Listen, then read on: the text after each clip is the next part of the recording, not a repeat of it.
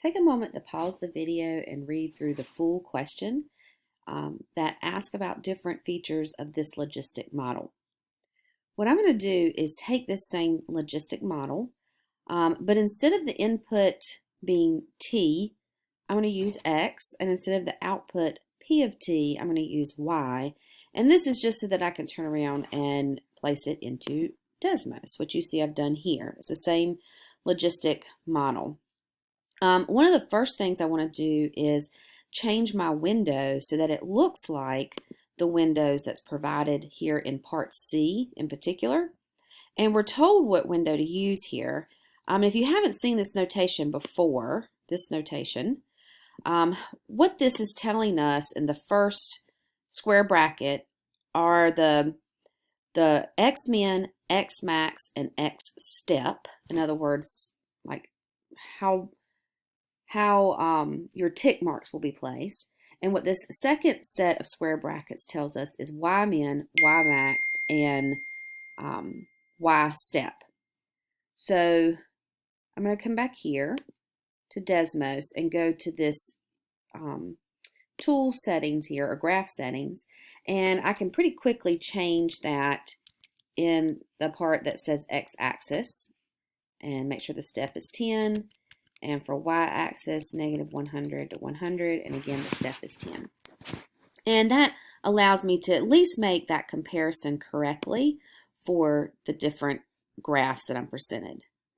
But when it comes to parts D and E, where we're asked questions about specific inputs and outputs, what I may need to do is change my window even further. And I'm going to do that just by zooming out one time. I think by zooming out one time, we'll see enough of the screen, or of the graph on the screen.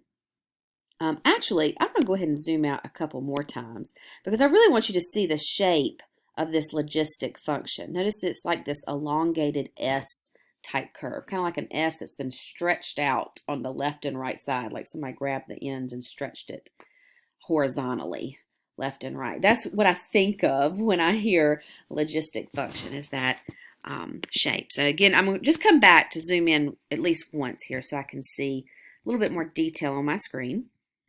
In part D, it's asking us in 1999 the number of invasive species in the habitat was, and to determine that, I could come here on the point on the graph, and I could wait until I get to 99, which if I go back to the problem, you'll read it again and see that T represents the years since 1990. So I'd want the input to be 99. That corresponds with the year 1999. All right, and then I could find that is here on this point, 99. But you can see it can get a little tricky here trying to zoom in exactly at that point, or land right at that point. But you saw the Y value there was 164. Another possibility is I could type in x equals 99, and it will provide me with this vertical line, and that's a little bit more clear. I can see the point of intersection, and it takes me right there to that point that I was looking for. Or I could take my function, I'm just going to copy with Control C and paste with Control V, and change the x to the input 99. That's another possibility. Now you'll see then that the output is 164, and this has changed the way it looks on the graph because the output y equals 164 is also a horizontal line. Okay, so those are some different ways that you can use Desmos to calculate these specific inputs and outputs. And then coming back here to part E, where it asks in the year, and we'll find out it's 1998, but what the number of invasive species was 163. So like in that case, it might be best to type in the second line y equals 163, and that way we get this horizontal line, we can find that point of intersection, and I just have to remember that 98, an input, or x equals 98, is the number of years since 1990. And that's why you see the input here, or I'm sorry, not the input, but the answer here is 1998.